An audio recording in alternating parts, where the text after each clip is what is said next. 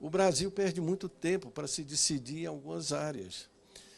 A questão de semicondutores, a questão de microeletrônica é uma questão que eu, como estudante não, mas como recém-doutor, etc., já estávamos conversando a falar. Era a lei de informática, veio bem depois, mas antes disso tinha a reserva de mercado, que era uma tentativa do Brasil de ser um player nessa área de computadores e de microeletrônica, tá certo?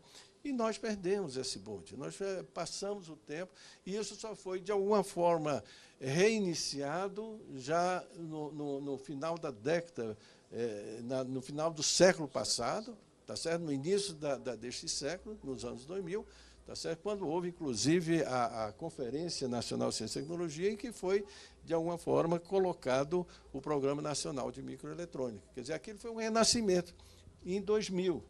Vamos colocar 2000 arredondadamente, né? Então, em 2000, de lá para cá, nós vimos, durante a primeira década deste século, um progresso muito grande, com as legislações do PADIS, por exemplo, que foram colocadas lá, tá certo? A relação, o projeto, o programa de CI Brasil, que formou mais de 1000 projetistas nesse setor de semicondutores e que hoje são a base de todos essas design houses que existem no Brasil. Tá certo?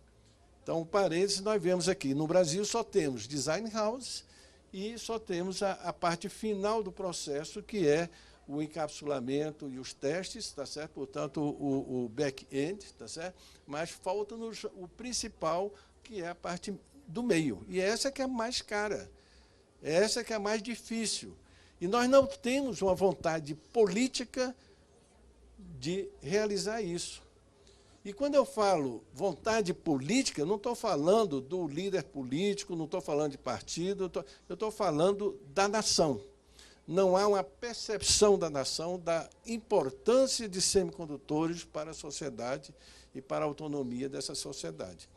Nós temos que ter não controle, porque ninguém tem esse controle, não autonomia total, porque ninguém tem autonomia total, mas tem o conhecimento e a capacidade de entender o que é que está dentro daqueles chips. Então, isso daí, nós não temos essa vontade política. Uma vontade política que deveria ser estabelecida em lei ou pelo Congresso, como a Chips Act nos Estados Unidos foi, na realidade, objeto de lei, com a aprovação dos partidos que não se entendem bem, que é o Partido Republicano e Democrático. Mas, neste momento, se alinham e dizem esse é o programa nacional dos Estados Unidos, nós temos que ter domínio disto. Eu não vejo isso no Brasil nos últimos 25 anos, desde do Programa Nacional de Microeletrônica, que foi estabelecido, né? Foi estabelecida ainda no governo Fernando Henrique Cardoso, né? Tá certo? Então, houve a continuidade, que é benéfico, dentro do governo Lula, e houve todos esses programas. Mas nós não temos isso, e nós perdemos oportunidades.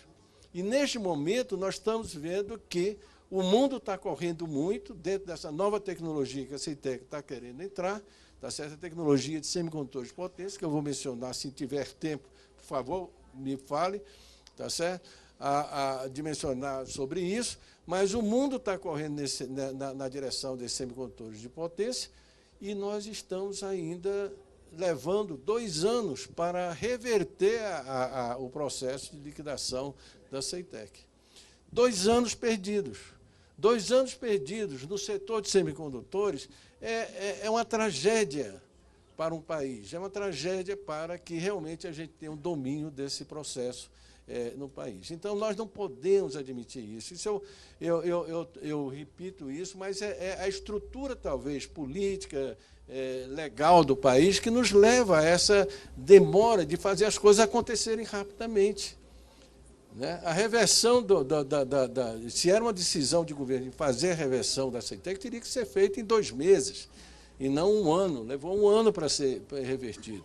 E aí, 1 ano para ser revertido, ele não podia ter o orçamento que estava em liquidação. Então, nós iniciamos o ano sem orçamento.